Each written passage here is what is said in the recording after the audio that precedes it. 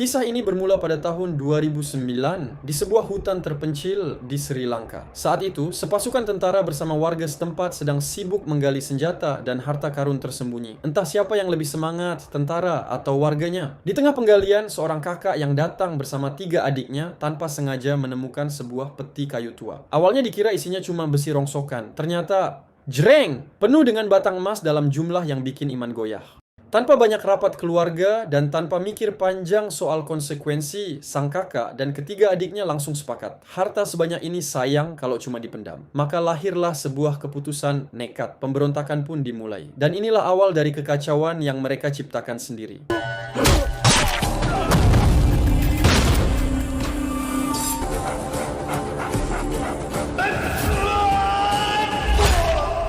Entah siapa sebenarnya kakak dan 3 adiknya ini, yang jelas mereka berhasil membantai seluruh tentara di lokasi dan kabur menggunakan perahu yang sudah disiapkan sebelumnya.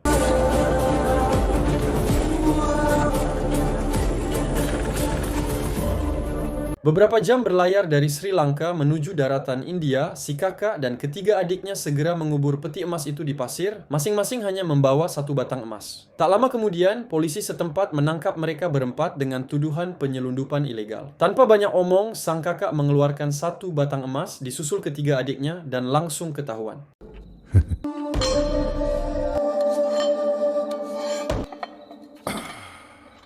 Seperti aparat konvensional pada umumnya, kepala polisi itu tanpa banyak pertanyaan langsung menerima hadiah tersebut sebagai bayaran atas izin tinggal dan pengurusan surat-surat identitas resmi. Setelah semuanya terasa beres, ia menatap si kakak dan bertanya dengan nada santai, "Siapa namamu?" Si kakak terdiam sesaat lalu menjawab, "Tungga."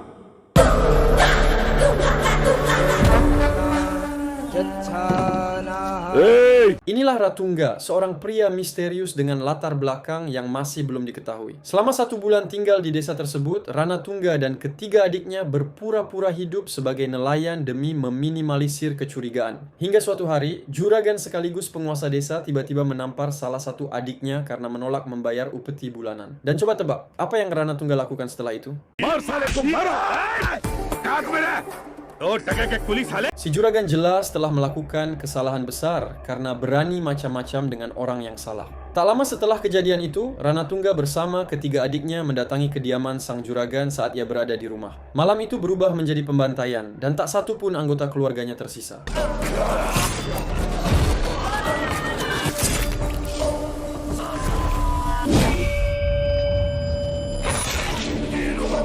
Hingga keesokan paginya, Ranatungga dan ketiga adiknya tetap berada di lokasi seolah menunggu kedatangan kepala polisi beserta pasukannya. Warga mengira mereka akan menyerahkan diri, namun dugaan itu keliru. Ranatungga justru memenggal kepala sang kepala polisi. Dan sejak saat itu, rasa takut pun menyelimuti seluruh desa.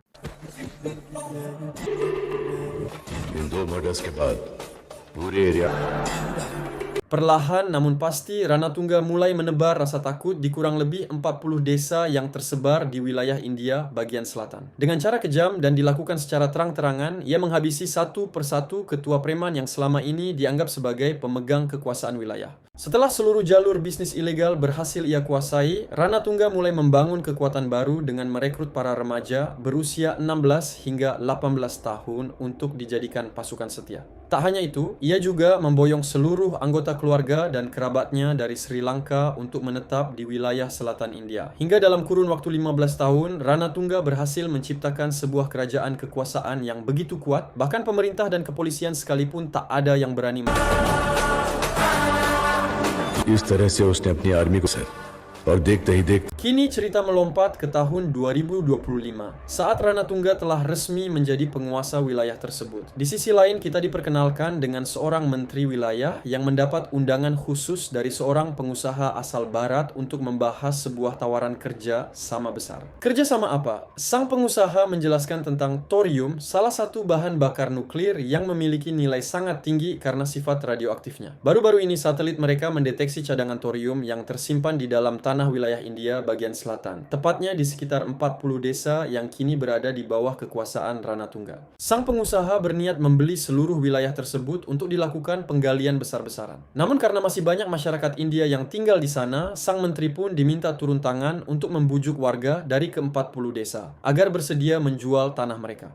Menyadari bahwa ia tak bisa bertindak sendiri, sang menteri akhirnya mempertemukan pengusaha asal barat itu dengan Ranatungga, sosok yang dikenal sebagai penguasa bayangan dari ke-40 desa tersebut. Setelah rencana dan keuntungan besar yang dijanjikan dijelaskan secara rinci, Ranatungga pun akhirnya setuju untuk membantu mereka demi mencapai tujuan bersama. Dengan kekuasaan dan kekejamannya, Ranatungga semakin brutal terhadap warga yang lemah. Mereka dipaksa menjual tanah dengan harga murah dan siapapun yang menolak langsung dibunuh tanpa ampun.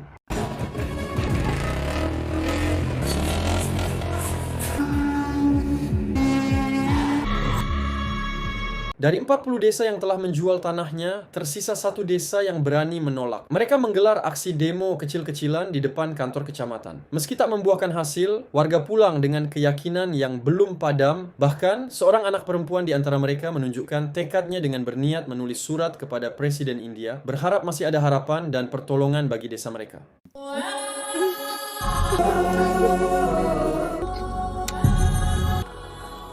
इसे संभाल के ले जाना। तुम लोग संभल के जाना, जाओ।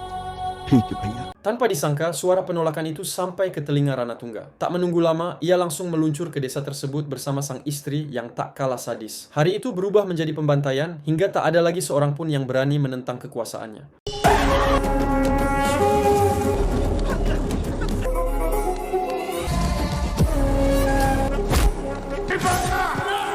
Beralih ke ibu Presiden India yang baru saja tiba di gedung megahnya. Ia menerima sebuah surat yang ditulis oleh seorang anak perempuan dari desa yang sebelumnya melakukan penolakan. Setelah membaca isi surat tersebut, sang presiden langsung memanggil seorang kapten polisi dari Lembaga Khusus Penanganan Kejahatan Serius untuk menyelidiki apa yang sebenarnya terjadi di desa itu.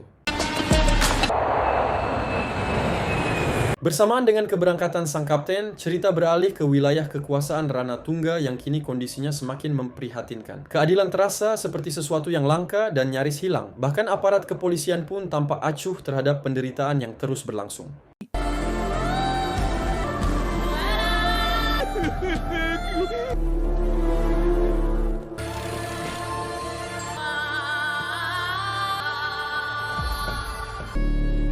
Di tengah banyaknya aparat pria yang memilih diam dan bungkam, muncul seorang polisi wanita yang berani mempertanyakan siapa dalang di balik tewasnya beberapa warga tanpa kepala. Meski semua orang tahu siapa pelakunya, warga tetap memilih diam karena rasa takut yang terlanjur menguasai hingga akhirnya sesuatu pun terjadi. Dalam perjalanan menuju kediaman Ranatungga, polisi wanita yang kita sebut saja Huli menelepon atasannya untuk memberikan laporan awal sekaligus meminta izin melakukan penangkapan. Namun di seberang telepon, sang atasan langsung terdiam. Ia jelas terkejut saat mendengar nama orang yang hendak ditangkap Huli Ranatungga, preman yang dikenal sebagai penguasa 40 desa. क्या हुआ? डर लग रहा है madam. ना? वो Ranatunga madam, Ranatunga on the spot resign ma'am, आप ही जाइए। Dari sekian banyak pasukan yang awalnya akan ikut dalam penangkapan, seluruh polisi laki-laki memilih mundur dan pulang karena diliputi ketakutan. Akhirnya, hanya tersisa 7 polisi wanita, termasuk dirinya. Tanpa ragu, Yuli pun memimpin mereka mendatangi kediaman Ranatungga dan langsung melumpuhkan para penjaga yang menghadang. अत्ते Tepat saat Yuli terlibat perkelahian dengan ibu Ranatungga, tiba-tiba muncul istri Ranatungga yang bersikap sopan dan mempersilahkan mereka masuk. Awalnya ia tampak sabar menghadapi Yuli yang bersikeras ingin bertemu suaminya. Namun suasana berubah drastis ketika Yuli mengacungkan pistol tepat ke wajahnya. Seketika, sang istri menunjukkan wajah aslinya dan memerintahkan anak buahnya melucuti serta menangkap seluruh polisi wanita tersebut.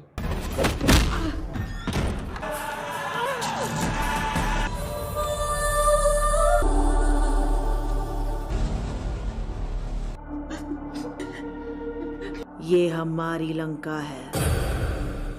इस लंका में कदम रखने से Sejenak kita tinggalkan urusan Ranatungga dan kaki tangannya, lalu beralih ke seorang pria asing yang identitasnya masih misterius. Untuk sementara, kita sebut saja ia si pria asing. Saat itu, kereta yang ditumpanginya mengalami anjlok akibat ulah seorang TikToker yang asik joget di tengah jalur rel. Daripada menunggu bantuan datang selama 4 hingga 5 jam, pria asing yang kebetulan belum sempat sarapan memilih berjalan kaki menuju desa terdekat dengan satu harapan sederhana menemukan warung makan yang sudah buka.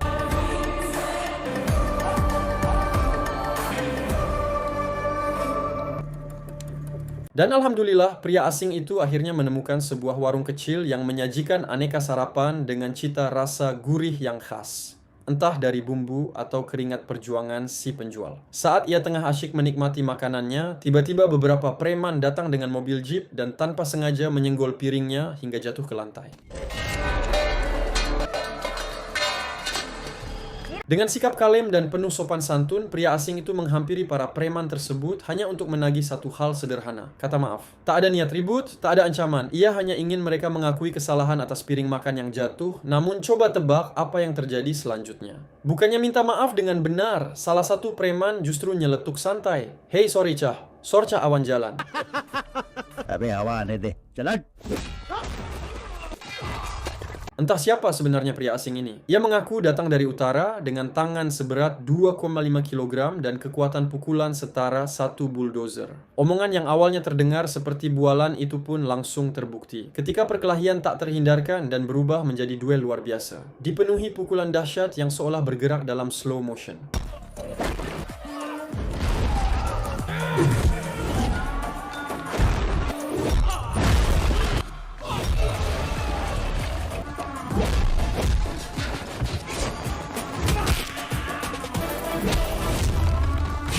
Saat si Endun, orang yang tadi menyenggol makanan, berusaha kabur, pria asing itu langsung menghentikan laju mobilnya hanya dengan satu tangan. Dan disitulah semua orang mulai sadar mereka sedang berhadapan dengan orang yang sama sekali bukan sembarangan. Sorry Ben. Karena Endun masih menolak meminta maaf, pria asing itu pun bertanya dengan nada tenang namun mengancam. Kamu bekerja untuk siapa? Endun pun terdiam dan suasana seketika berubah menegak. Inilah Ram Subaredi, atasan dari Endun, seorang preman yang menguasai beberapa desa di wilayah ini. Dikenal galak, sombong, dan kerap bertindak seenak jidat, namun semua reputasi itu runtuh seketika saat pria asing datang dan menampar wajahnya tanpa basa-basi, membuat Ram langsung kena mental. मैं गुंडागिर में किंग कौन है? मैं political king maker कौन है? मैं राम सुबर रेड्डी कौन है? मैं Kesombongan Ram Subaredi langsung ciut saat pria asing itu datang menagih satu hal sederhana. Permintaan maaf atas ulah anak buahnya. Namun karena belum mengetahui seberapa ganas sosok di hadapannya, Ram justru dengan angkuh menyuruh seluruh anak buahnya untuk maju dan menyerang.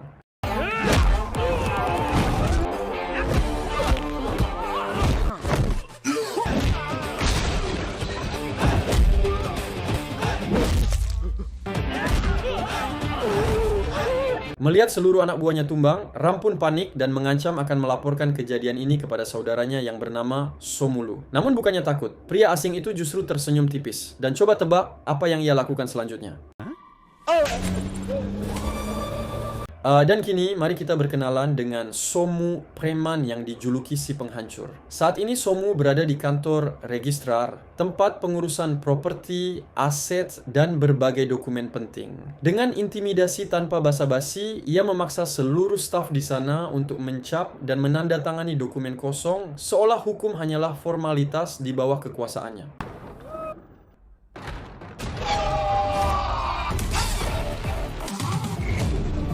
Dan benar saja, pria asing itu pun muncul dan langsung disambut oleh sebilah golok yang nyaris membelah hidungnya. Namun dengan tenang, ia justru kembali menceritakan kejadian sepele yang memicu semuanya. Sarapan yang disenggol, piring yang jatuh, dan satu hal sederhana yang tak pernah ia dapatkan. Permintaan maaf.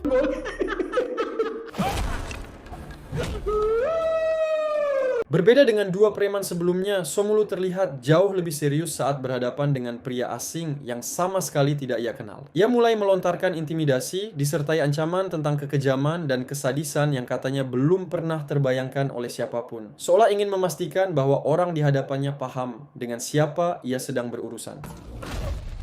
Dan sekali lagi, pria asing itu mengamuk. Ia menghajar seluruh anak buah Somulu hingga terkapar, terlempar ke segala arah, dan nyaris tak berdaya. Somulu sendiri tak mampu berbuat apa-apa, hanya bisa menonton dengan wajah sok sangar yang perlahan kehilangan nyali.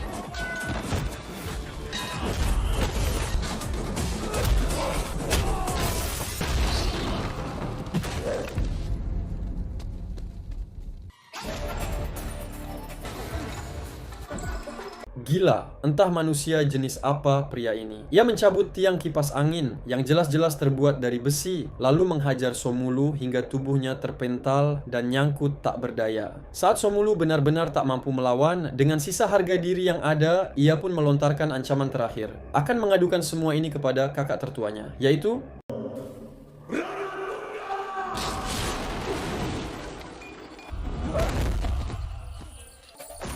untuk pertama kalinya dalam 15 tahun, kerajaan yang dibangun Ranatungga mulai diacak-acak oleh seseorang yang tak dikenal. Pria asing itu menyeret Somulu masuk ke dalam rumahnya, lalu dengan dingin menyuruhnya memanggil kakak kebanggaannya.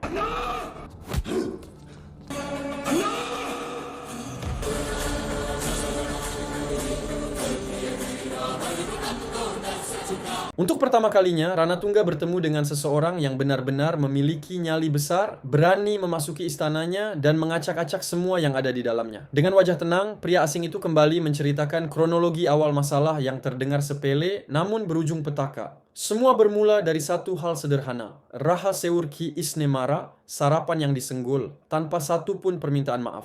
Dan dari situlah, seluruh kekacauan ini dimulai. Sorry नहीं बोल Seperti sebelumnya, kedatangan pria asing itu ke tempat ini hanya untuk satu hal sederhana, menagih permintaan maaf yang tak pernah ia dapatkan dari ketiga adiknya. Lalu, coba tebak, apa yang Ranatungga lakukan?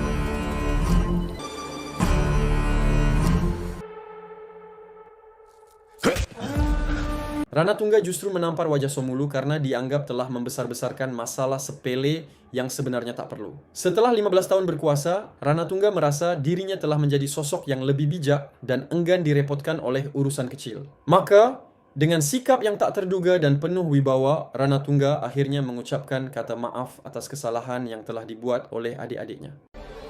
Sorry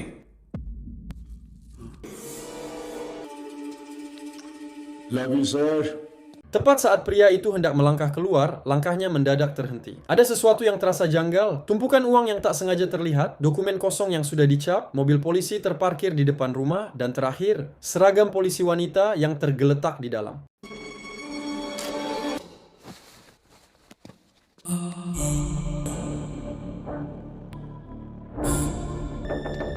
Tanpa banyak permisi, pria itu langsung mencabut teralis besi salah satu kamar, lalu mengambil seragam-seragam tersebut untuk dikembalikan kepada pemiliknya. Dan saat itulah semuanya mulai berubah.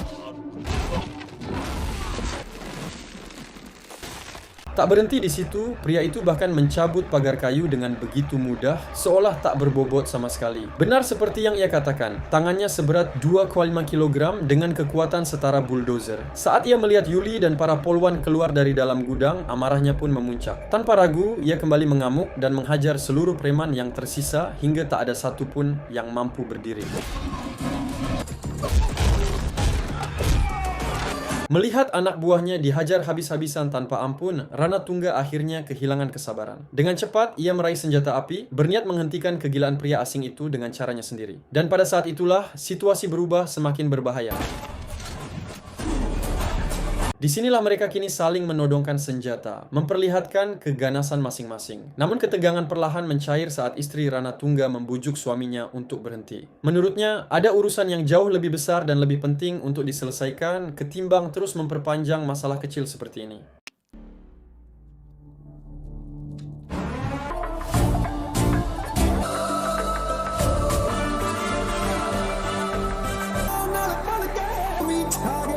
Setelah pria itu pergi bersama para polwan, mereka belum benar-benar bisa bernapas lega. Ranatungga segera mengerahkan seluruh pasukannya untuk melakukan perburuan besar-besaran. Tak lama kemudian, terjadilah perburuan brutal. Puluhan preman bersenjata dikerahkan hanya untuk memburu satu orang yang telah berani mempermalukan dan mengusik kerajaan kekuasaannya.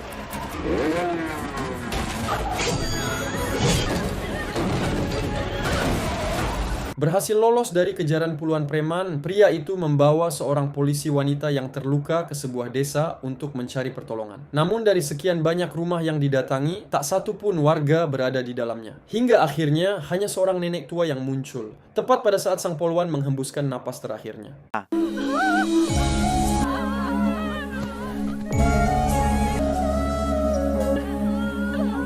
Ternyata desa yang didatangi pria itu adalah desa yang pernah berani melawan. Sang nenek pun menceritakan penderitaan warga selama 15 tahun berada di bawah kekuasaan kejam. Bahkan cucunya sendiri menjadi korban kebejatan kepala polisi yang kerap bertindak sewenang-wenang.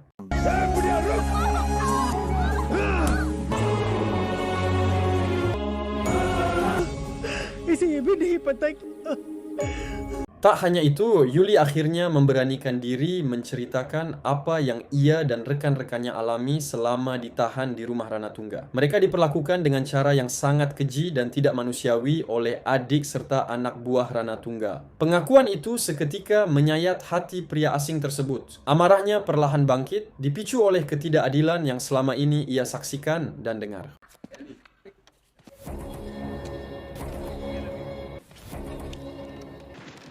Sir? Mendengar pengakuan itu, tatapan pria asing tersebut berubah. Amarah yang selama ini ia tahan akhirnya menemukan alasan untuk dilepaskan. Namun siapa sebenarnya pria ini? Apa yang akan ia lakukan pada Ranatungga dan seluruh kerajaannya? Semua jawabannya akan terungkap di part 2.